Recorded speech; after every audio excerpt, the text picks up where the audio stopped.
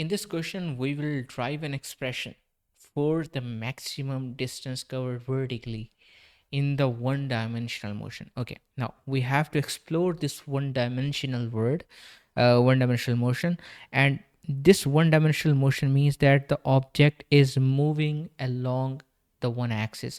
Either it's on x-axis, means horizontal motion, or it's a vertical motion in the rectangular coordinate system.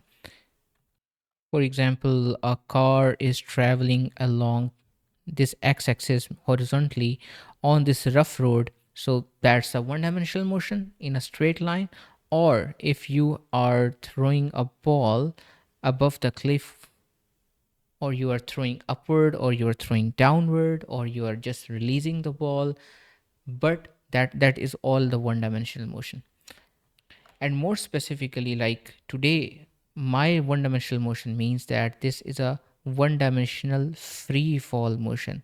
And you know very well that what is a free fall motion, as I have told in the last video. Okay, so let's start. Once again, let's take an example of the same ball and thrown with some velocity. Okay, it can be of any value, but that must be purely along the y-axis, one dimensionally upward, so with velocity u. Okay, and you know that how it will move, that what will be its trajectory, that will go vertically up, and at a maximum height it will stop because it have a no more kinetic energy. So at this point it will stop, so we will say its final velocity is 0. So in this question we will find out what is a maximum distance covered vertically. So once again we need two positions where we have a velocity like u and the final velocity.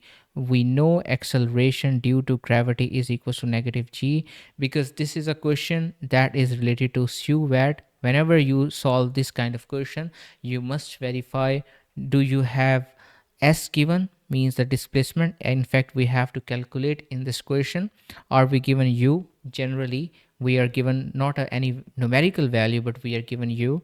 We have a value of v, we have a value of acceleration, but we don't have a value of time, but we don't need the time to solve this question.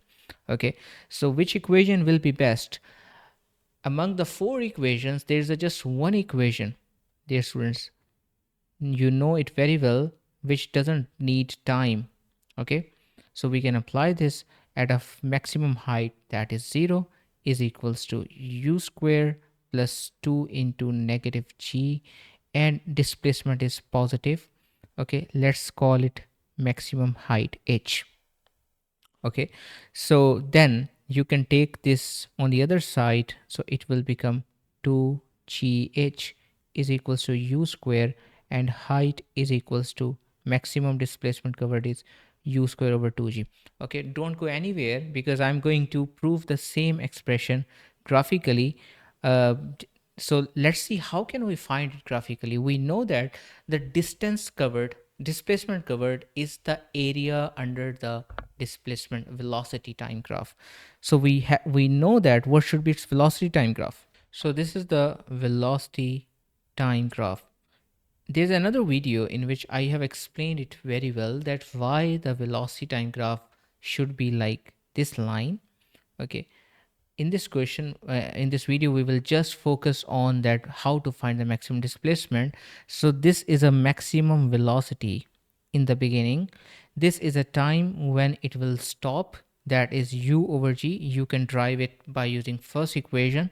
Okay, now we know that if we find this area under this line, that will give us the positive displacement, which means the displacement that is directed upward, whereas it will be the negative displacement. You know that negative displacement means that the displacement that this ball will cover moving downward. Okay, so it will be same, so that the total displacement will be 0 when the ball will eventually reach at the ground, because there is a no change in position. That is the, according to the definition of displacement, its total displacement is 0, that we see exactly from the graph.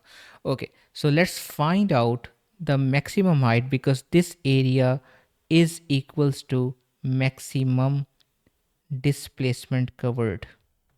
So this is a right angle triangle, so 1 over 2 into the base, that is u over g, into height, that is u.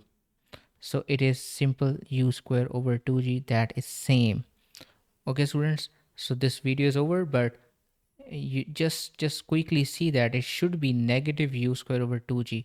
So when you will find total displacement, that will be 0, but what will be the total distance? That will be u square over 2g plus u square over 2g, so that will be u square over g. Covered.